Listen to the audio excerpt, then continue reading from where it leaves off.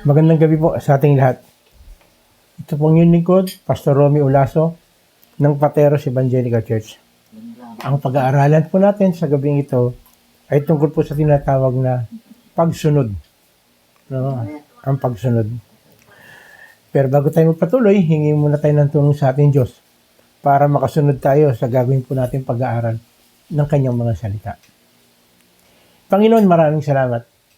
Sa gabing ito, muli alam po namin, sa gagawin po namin isa sa mga kautusan mo, pagsunod sa pag-aaral ng iyong salita, ay magiging daan para bukas ang aming isipan, ang aming puso, para tanggapin ang katotohanan. Salamat po Lord sa inyong Espiritu Santo na siyang magpapatnubay sa amin sa gabing ito. Salamat din Panginoon sa buong araw na ito na iningatan, ginabayan niyo po kami at nagkaroon po kami ng pagkakataon kagaya nito para pag-aralan ang iyong salita na magbubunsod sa amin kung paano kami susunod sa inyong mga salita every detail. In Jesus' name we pray. Amen. Amen. Sabi po rito sa awit 128 verse 1, mapalad ang bawat na tao kay Yahweh ay may takot. So, may mga proof na talagang tayo ay may takot kay Lord, no? At ang sabi rito, paanong proof na talagang tayo ay may takot kay Lord? Ang maalab na nais sumunod sa kanyang utos. So, ito pala isa sa mga proof, no? Na kapag sinabi mo na may banal na takot ka kay Lord, hindi po ito yung takot na, ay, Diyos si Lord, gano'n, hindi po yan. Ang ibig sabihin po nito, meron kang something na gagawin, no? Para patunayan na talagang may banal na takot ka kay Lord. Kaya lang, paano kang makakasunod, no? Paano kang makakasunod kung hindi mo alam ang kanyang mga utos, ang kanyang mga katuruan, no? Kapag gusto mo laging mag-meditate ng Word of God, ibig sabihin po nito, maalab ka. Maalab ka kay Lord, mainit ka. Bakit? Siyempre, paano mong malalaman, paano kang makakasunod kung hindi ka nagme-meditate ng Word of God? Kaya sinasabi ito di ba sa Joshua 1:8, meditate the Word of God day and night. Dapat maalab tayo ron. Ibig sabihin, parang tipong, ito po, sample ko lang po ito. Ako po, para talagang masunod ko itong mga bagay ito, naglagay ako ng rules sa sarili ko na hindi ako kakakain tuwing umaga, bago mag-breakfast, nang hindi ako nakakapag-meditate ng Word of God. No? Hindi po, ibig ko magmalaki dito. Kaya lang, ito yung isa kailangan kasi meron kang paraan o meron kang disiplina na gagawin para magawa mo ang isang bagay. Tama ba? Parang ganito. Alam mo na may hika ka o may sakit ka sa puso. Kung naninigarilyo ka, titigilan mo yan. Bakit? Kasi mahal mo yung katawan mo. Gusto mo magbago yung stamina mo, yung lakas mo. May gagawin ka. Hindi po pwede na, ay, sige, yung palagi natin ginagawa pag magbabagong taon, my New Year's resolution is this, or this. No. Kailangan meron kang gagawin. At ganoon din kay Lord. Sabi nga, kapag gusto mo laging mag-meditate ng Word of God, ibig sabihin nito, maalab ka sa Kanya. Kapag gusto mo laging mag-pray, ibig sabihin, maalab ka, gusto mong kausap si Lord. Bakit? Yung pag nagpe-pray tayo, nakikipag-usap tayo. Yan po ang isang ibig sabihin ng pakikipag-usap ka. Nagpe-pray ka. Kasama na rin po yung pag-meditate ng Word of God. Parang sinasabi mo, Lord, ano pong gagawin ko sa araw na ito? Alam niyo po, magugulat ka. Ipapakita sa inyo ng Lord sa Bible kung ano yung dapat mong gawin. Lord, hindi ko po maintindihan, maunawaan bakit nagkakaganito ang buhay ko. Habang nakikipag-pray tayo kay Lord, meron siyang revelation na pwedeng ibigay sa atin. Bakit? Nakikita kasi ni Lord Talagang gustong-gusto natin malaman ng kanyang kalooban. Gustong-gusto natin patunayan na maalab tayo at ito ang nagiging daan para mas nagkaroon tayo ng tamang connection at tamang revelation galing kay Lord. Kapag gustong-gusto mo, lagi nagbabahagi ng mabuting balita at gusto mo rin maligtas sa pamamagitan mo, ibig sabihin maalab ka. Kasi isa sa mga utos ng Lord to, bago siya umalis. Yeah? Go and make disciples. Ibig sabihin gusto ng Lord, ibahagi natin ang mabuting balita. Sabihin natin sa tao na siya'y mapapahamak kung hindi niya tatanggapin si Jesus. Kung hindi niya ibibigay ang kanyang sarili kay Lord, mapapahamak siya. No? At ito pong sinasabi. At dahil maalam ka sa pagsunod sa Lord, mapalad tayo. Di ba yung sinabi kanina? Ang sabi kanina, mapalad ang bawat tao na kay Yahweh ay may takot. Ibig sabihin, maalam sa pagsunod. Anong bibigay ng Lord? Ito po yung, actually ito yung gustong-gusto natin eh. Kahit sinong tao. O kahit nga hindi Kristiyano, gusto ito eh. Pero, itong mga bagay na ito, si Lord ang nagbibigay. At sino binibigyan niya? Yung in love sa kanya, na gustong-gustong gawin, yung kanyang kalooban. Letter A. Ano yung mga pwedeng bigay ng Lord? Letter A, satisfaction from the fruit of our labor. Awit, 128 verse 2. Kakainin niya ang bunga ng kanyang pinaghirapan. Ang taong ito yung maligaya at maunlad ang pamumuhay. Sa panahon nito, marami akong naririnig. No. Pag sumweldo raw siya, dumaan lang sa kanyang mga kamay, tapos lumipad na. Bakit kaya kumisan umaabot sa ganun? Bakit kaya umaabot sa ganun? Sumusunod kaya siya kay Lord? Kasi tingnan nyo sinabi ng Lord, maging wise tayo, gamitin natin ng maayos yung kanyang resources. Ang tanong, ginagamit ba natin ng tama yung mga resources na binibigay sa atin ng Lord? Tanong lang po yan. Isipin natin mabuti. Bakit nung dati, ganito lang ang sweldo mo, pero nung lumaki ang sweldo mo, bakit parang hindi na uli nagkasya? Hindi kaya nagiging gastador o hindi natin nagagamit ng tama yung resources gusto natin? Natuto na tayong mag-inom, mag-yosi, kung pumunta kung saan-saan. Hindi ko po sinasabi na masama ang mamasyal. Pero anong ginagawa mo pag namamasyal ka? Kasi kung talagang gusto mo, maging masaya ka, pwede naman na pumunta ka sa isang lugar na ibabahagi mo ang mabuting balita. So, ibig sabihin sa lahat ng gagawin mo, palagi isipin mo, paano ko kaya may share si Lord sa pamamagitan ng mga bagay na ito. Sabi nga, kapag maalab daw tayo sa pagsunod kay Lord, satisfaction from the fruit of our labor. Yung pinaghirapan po natin, pinagpawisan natin, may enjoy natin. Ibig sabihin, bibigyan tayo ng Lord ng satisfaction sa lahat ng mga bagay na pinaghirapan natin. No? Kapag yung mga bagay na yan, hindi mo pinaghirapan, maaring temporary, maging masaya ka, pero at the end, magiging malungkot ka.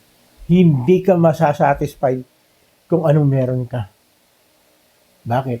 Dati, enjoy ka kapag kakain ka kahit na isda lang. Sabagay, mahal na isda. Pero ngayon, gusto mo palaging steak. Bakit kaya ganun? Nagiging iba na ang takbo ng buhay mo. At madalas, nakakalimutan na si Lord para lumapit. Bakit? Kasi nasa Kanya na yung maraming bagay. Which, kahit na anong gawin natin, temporary. Maaring masatisfied ka, pero at the end of the day, at the end of the month, makikita mo parang something is kulang. Walang satisfaction. Kaya pala sinabi sa Isaiah 3:10, sabihin ninyo sa mga taong matuwid, mapalad kayo sapagkat mapapakinabangan ninyo ang bunga ng inyong pinagpaguran. Ito po, parang kagaya rin dito sa awit 128:2. No?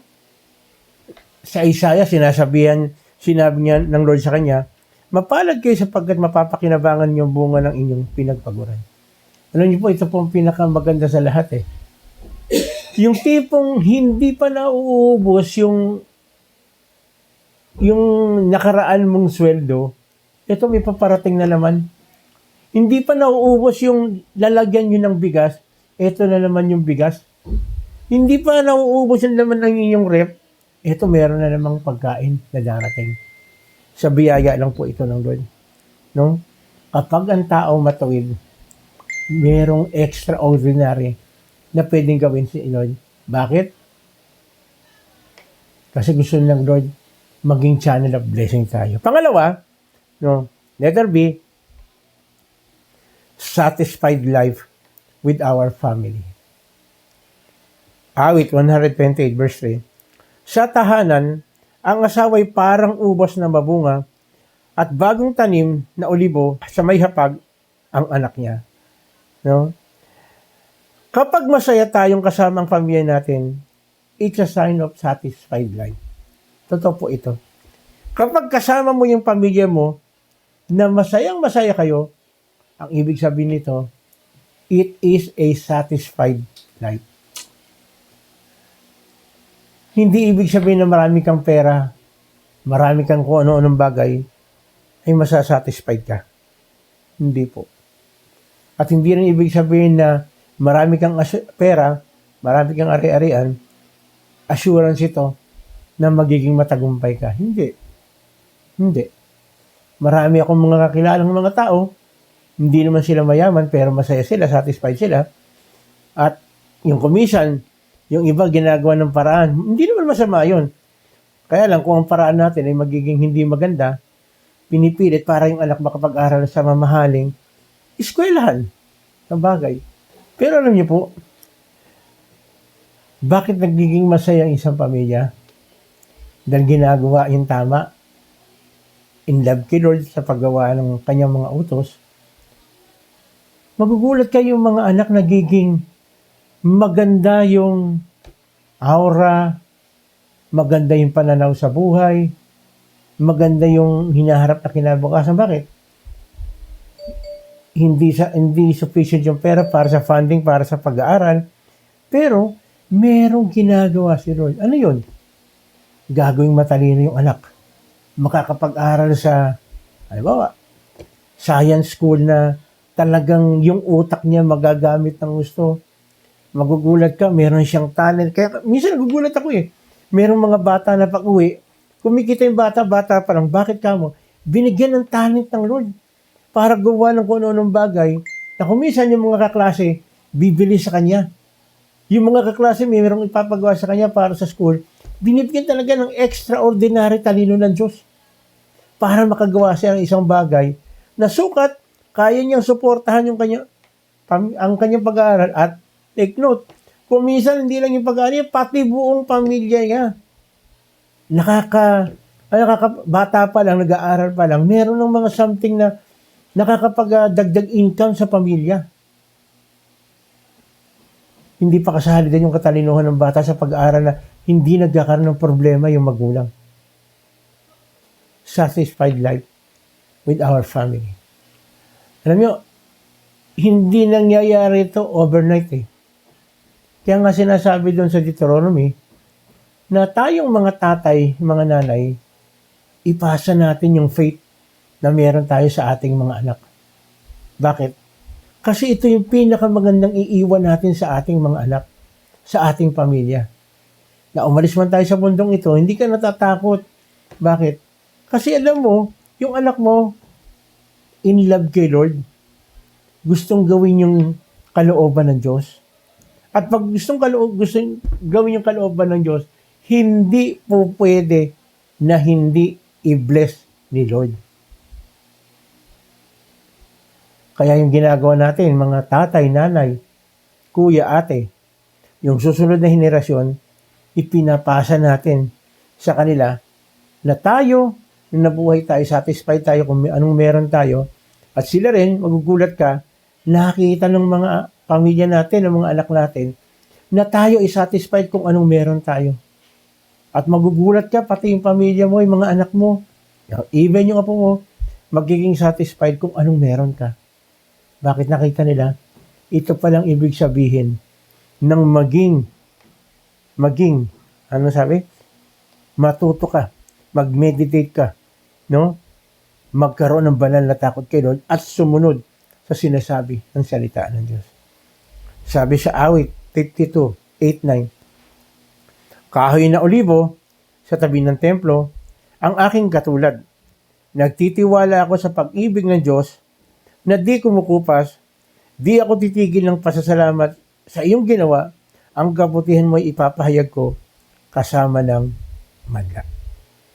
Again, kung nagtitiwala raw tayo sa pag-ibig ng Diyos na hindi kumukupas, kung ano yung ginawa noon noong unang panahon sa ating mga ninuno, dahil naipasa sa atin, naranasan din natin kung anong ibig sabihin ng totoong pagsunod. Ng totoong pagsunod. No? Kaya, nakakahiya pag hindi natin ipinasa. Parang kagaya po ngayon, nakakahiya kung hindi ipapasa yung kabutihan ng Diyos sa bawat isa sa inyo. Sa mga oras na nakikinig. Gustong-gusto ng Lord ipasa itong mga biyaya na pinagkaloob ng Diyos. Yung masatisfied ang buong pamilya mo, masatisfied ka doon sa pinagtrabahuhan mo. Kasi isa po ito sa mga gustong-gusto natin, di ba? Gusto natin yung pinaghirapan natin, makikita natin kung paano ginawa ng Diyos para ma-enjoy natin. Ang hirap naman po nito, ang hirap naman po nun. Yung sinasabi na, ako ang nagtanim, iba ang kumain. Parang hirap po nun. Pero yun ang ewan ko, parang bukang bibig sinasabi po nila yon. Pero huwag tayong pumayag. Na tayong nagsaing, tayo hindi tayo kakain. Tayong nagtanim, hindi tayo aani. Huwag. Bakit? Kasi sinabi ng Diyos, kung anong tinanim mo, aanihin mo. Kaya hindi po pwede yung ikaw ang nagtanim, iba ang umani. Hindi po blessing yon. Kasi minsan kiniklaim ng iba na hindi ba ako magtanim kahit iba na umani. No. Sa totoo lang, hindi po dapat ganun. Ang sabi ng salita ng Diyos, kung anong tinanim mo, aanihin mo. Nagtanim ka ng mabuti, hindi po pwedeng hindi ka mag-umani ng mabuti. Nagtanim ka ng pagmamahal sa kapwa mo, hindi po pwedeng hindi ka mahalin ng kapwa mo. Hindi po pwede. Bakit? Ang tinanim mo yun Of course, hindi ko sinasabi na lahat. Magmamahal sa'yo kahit nagpapakita ka na ng pagmamahal. Hindi lahat ng mga tao kahit binabahaginan mo, susunod sa'yo. Of course, hindi lahat. Kaya lang, mas marami yung maniniwala at mas marami yung mga karanasang pagpapala dahil sa atin na nagbabahagi ng kanyang salita. Pangatlo, ito si satisfied in so much blessings. Awit 128:4. Ang sinuman, kung si Yahweh buong pusong susundin, buhay niya ay uunlad at laging pagpapalain. Aba, kung papipiliin ka, anong gusto mo? Nangungutang ka o ikaw ang nagpapautang? Sige nga. Kung papipiliin ka, anong gusto mo? Malaking bahay o maliit na bahay? Kung papipiliin ka, may sasakyan ka o wala? Ay, ako naman po, sigurado naman mapipiliin mo yung malaking bahay, merong sasakyan, magandang eskwelahan ng ating mga anak, at yun po ay pinagkakaloob ng Diyos sa mga tao na talagang sumusunod sa utos niya. Lahat ng blessing na ating tatanggapin mula sa ating mapagpalang Ama, sure na sure, we will enjoy it. Palagi ko pong sinasabi ito. No? Ito po, hindi naman po sa minamata natin yung iba, pero isipin po niyo mabuti. Anong mas maganda? Merong kang blessing na nag-i-enjoy ka o merong blessing pero ikaw nanonood lang? Parang tipo ganito. May nakahaing lechon dyan. Yung iba nag-i-enjoy, ikaw hindi ka makakain. Bakit? Ang dami mong sakit. Ang daming bawal sa'yo. Huh? At ang daming hindi po pwedeng kainin mo. Tapos, ang daming mong pera, ang daming pwedeng pambili ng mga masasarap na pagkain. Tapos, ang rekomenda sa'yo ang pwede mo lang kainin, okra. Ano kaya magiging pakiramdam mo nun? Di ba? Para, pwede, baka sasabihin mo, Lord, pwede ba? Maging mahirap na ako. Total, okra lang naman palang pwede kong kainin eh. Baka ganun ang hiningin mo. Pero ito sinabi, no?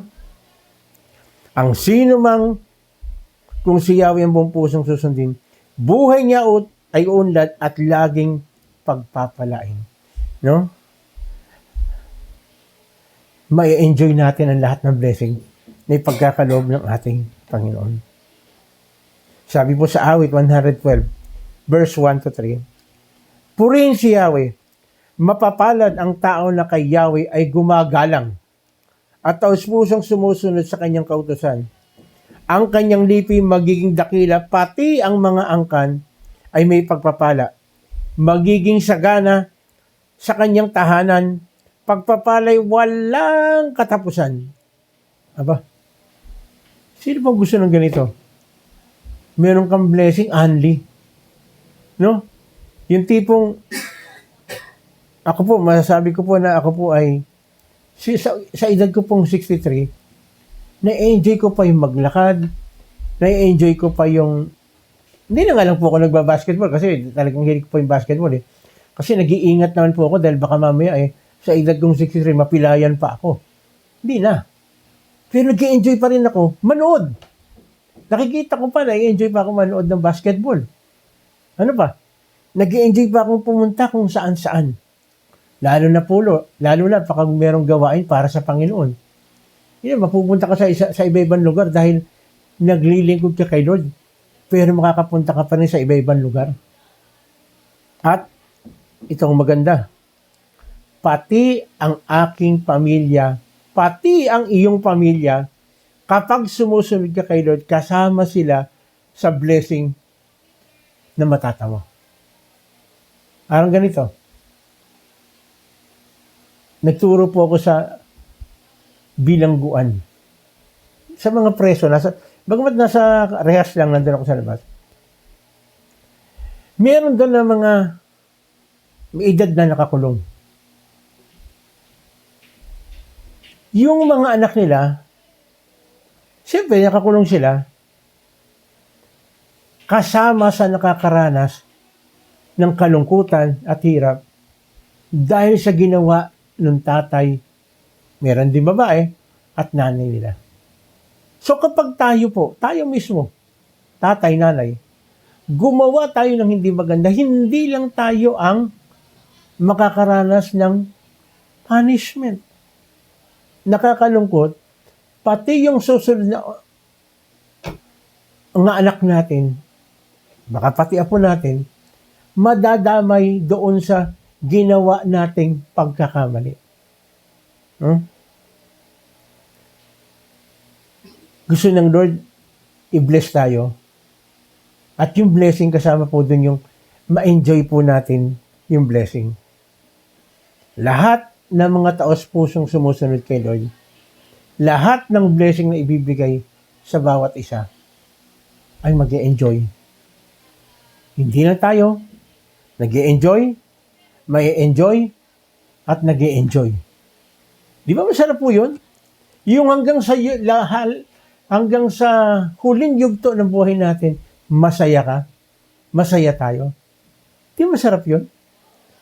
Yung tipong, pag nawala ka, titignan mo sa paligid mo, andyan yung mga anak mo, andyan yung mga kung sino mang mahal mo sa buhay, at sasabihin sa'yo, Tay, buti na lang kayo naging tatay. Kaya nga masarap po kung minsan makinig ng mga, hindi lang minsan, masarap talaga, yung tribute. Yung buhay ka pa, nagpapasalamat na sa'yo. Kasi dapat talaga pag buhay, nagbibigay na ng tribute, hindi pag nakahiga na eh. O yung nakalagay na sa kahon. Kasi hindi mo na maririnig yun. Sa totoo lang, ang sarap pong makinig. Yan, ang ganon, yung pangalan ito, yung mga mahal mo sa buhay, magbibigay ng testimony, sasabihin, napakabuti ng tatay kong yan, napakabuti ng nanay kong yan, napakabuti ng kuya kong yan, napakabuti ng anak kong yan. Ang sarap pong mapakinggan yun. Pero mangyayari lang yun kung tayo lang ay susunod talaga sa ating Diyos. Na aaminin natin, aangkinin natin na ang tanging pag-asa natin sa buhay na ito ay nasa kamay lang ng ating Panginoon. Kapatid, yung sinasabi kong itong satisfaction, no, satisfied na buhay, no, satisfied yung kasama yung family, fruit of our labor, hindi ko alam kung nararanasan mo ito. Pero, kung hindi mo nararanasan ito sa mga oras na ito, kaya ka nandyan, kaya ka nakapakinig, gusto ng Lord makita mo kung paano ba nangyayari ito sa buhay ng mga tunay na tinatawag na mananampalataya. Isa lang. Sundin natin ang sinasabi ng salita ng Diyos.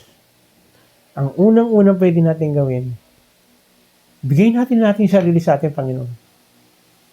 Kasi sabi niya sa John 1:12, ang sino mang tumanggap at sumampalataya sa Panginoong Hesus ay nagkakaroon ng karapatang maging anak ng Diyos. So kapag ikaw ay sinabing anak ng Diyos, lahat ng mga pagpapala na ipinangako ng Diyos ay kakamtam natin. Of course, hindi ibig sabihin na one time, big time. Hindi ganun yun. Pag tinanggap mo ngayon, nagkaroon ka ng kaugnayan, lalapit ka ngayon, palagi ka magko-confide, sasabihin mo yung mga bagay na gusto mong sabihin sa ating Diyos, at bibigyan tayo ng design na hilingin natin kay Lord. Lord, ano ba yung gusto mong gawin ko? Ako, bibigyan ko na po kayo ng tip. Ang isang sasabihin sa ng Lord kapag tinanggap mo na, sumampalataya ka sa Kanya, basahin mo ang Kanyang love letter. Walang iba kundi ang salita ng Diyos. Dahil marami pang gustong sabihin si Lord sa atin. Yung ginawa natin ngayon, sandali lang ito. Pero yung mag-meditate ka, magbasa ka ng Kanyang mga salita araw-araw, marami pang mga bagay na gustong sabihin ang ating Diyos. Gustong-gusto ng Lord, ma-enjoy natin ang buhay natin habang tayo nandito sa mundong ito. Kaya, kapatid, sa mga oras ito, ako'y mananalangin ng pagbibigay ng buhay sa ating Panginoon at anhinihang kitang sumunod. Gawin mo ito na nanggagaling sa iyong puso. Humingi tayo ng tawad sa ating Panginoon sa lahat ng ating pagkukulang. Tayo po'y pumikit, tayo po'y manalangin. Panginoon, salamat po. Dahil sa gabing ito, sinabi mo po, ipinakita po ng inyong mga salita kung anong ibig sabihin ng pagsunod sa inyo. At nakita po namin, kailangan marubdob kami at talagang nag-aaral kami ng iyong salita dahil ito lamang ang tanging paraan para masabi na kami po ay may banal na takot sa iyo at nag-aalab kami. Sumunod sa iyo, mangyayari ito kung kami ay magbibigay ng oras sa iyong mga kautusan. Sa mga oras ito, Panginoon, ako po ay sumasampalataya at nananalig at tinatanggap po kita bilang sariling Panginoon at tagapagligtas. Patawarin po ninyo ako, Lord, sa lahat ng aking pagkukulang, sa lahat ng aking pagkakamali. Sa mga oras ito, kapatid, dahil tinanggap po si Lord at ikaw sumasampalataya at ikaw humingi ng tawad, tayo ay nagkakaroon ng karapatan na tumawag sa ating Panginoon at humiling.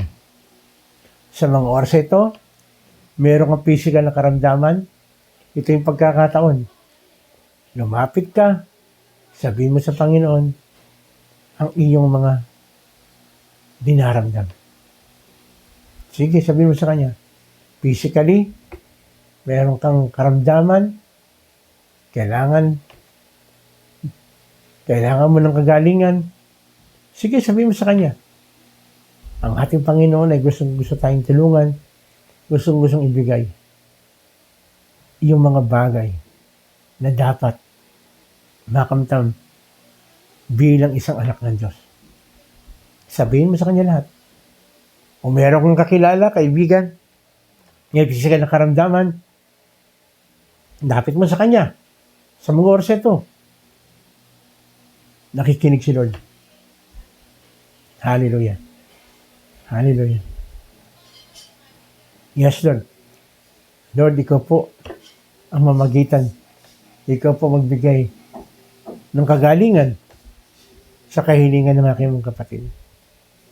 Emotionally, may problema ka sa iyong nanay, sa iyong tatay, sa iyong anak, sa iyong magulang, kapatid, kasama sa trabaho, sa eskwela, sa tahanan, sa komunidad na iyong ginagalawan. Gustong-gusto ng Lord maranasan natin yung kaluwagan ng ating kalooban.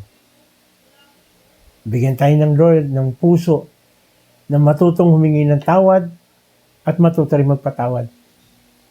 Dahil ayaw ng Lord na magtanim tayo ng galit kahit kaninong tao. Linisin tayo ng Panginoong Sus ang kanyang banal na dugo at tunay na magkaroon tayo ng peace of mind.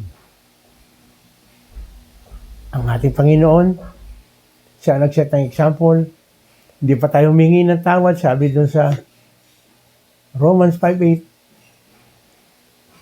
pinatawad na niya ang bawat isa. Hindi pa humingi ng tawad. Ang sabi niya, Ama, patawarin niyo po sila dahil hindi nila alam ang kanilang ginagawa. Sabi sa Romans 5:8, pinatawad tayo ng Lord kahit hindi pa tayo dapat patawarin. Pinatatawad na niya tayo. Of course, gusto ng Lord na aminin natin, lumapit po tayo sa Kanya. Sa mga oras ito, nahihirapan ka financially. Kagaya na pinag-aralan natin, ang susi para tayo ay magkaroon ng maganda, klase ng buhay, kasama po yung pinansyal, sumunod tayo totally sa sinasabi ng kanyang salita at makikita natin yung himala na pwedeng gawin ng ating Diyos. May mga bagay na humihila sa atin pababa para hindi tayo makasunod kay Lord. Tulungan ng Lord na makalaya tayo sa lahat ng gawa ng kalaban. In Jesus' name. In Jesus' name. Tutulungan tayo ni Lord. In Jesus' name. In Jesus' name. Kaya na rin, Panginoon, tinataas din po namin sa inyo ang aming mga kapatid, nagdiriwang ng kanilang kaarawan. Lord, kung paano pinagpala mo nakarang taon, lalong ma-enjoy ng bawat isa ang ibig sabihin ng joy of salvation. Sa kanilang celebration, tunay na samahan niyo po ang dikong mataas sa kaarawan ng bawat isa. Nagse-celebrate po ng anniversary, lalo na sa mag-asawa. Purihin Lord ang dakilang pangalan dahil ikaw ang nasa sentro ng pagsasama. Kaya ang celebration po ng anniversary ng mag-asawa ay magpapatuloy at magpapatuloy at magpapatuloy po ito. Ngayon na rin, Panginoon, tinataas din po namin sa inyo. Tinataas po namin sa inyo, Panginoon, ang aming bansa. Alam po ninyo kung anong nangyayari sa amin. Sa totoo lang, Lord, hindi na po namin alam kung anong gagawin po namin. Pero ikaw isang Diyos. Diyos ng himala na kaya mong ayusin ang puso at isipan ng lahat ng namumuno sa aming bansa. Magkaroon po sila ng banal na takot sa inyo para palaging maisip nila nakagawa po sila ng nakalulugod po sa inyo. Tulungan niyo rin po, Panginoon, yung mga nagkamali, nagkasala, na matuto po sila na lumapit at magsisi sa kanilang pagkakamali at sa pamamagitan nito, maging maluwag ang kanilang isipan at kanilang kalooban na sumampalataya at manalig po sa inyo. Maaring karamihan dito ay talagang nalugmok sa mga masasamang bisyo, pero Lord, walang imposible sa inyo. Pwede pa rin magbagong isip puso nito. Kagaya ng isang kriminal na last minute, Panginoon, lumapit sa inyo. Pero Lord, itong mga taong ito, wag lang last minute. Ngayon pa lang, pagsisiyan ng kanilang mga kasalanan at magbalik loob po ang bawat isa po sa kanila. Yes, Lord, para sa kaunlad ng aming bansa.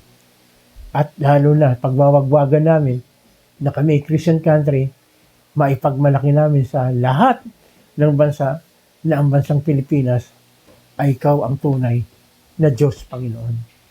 Kapulisan, mga sundalo, patuloy ang iyong mga salita ay tumimo sa bawat isa, lalong-lalo na po dito sa Pateros na ginagamit mo ang inyong lingkod kasama ng aking mga kasamahang pastor na may bahagi ang iyong salita kahit kaninong tao. Kahit yung mga nasa munisipyo, ikaw pong ihipo sa puso ng bawat isa.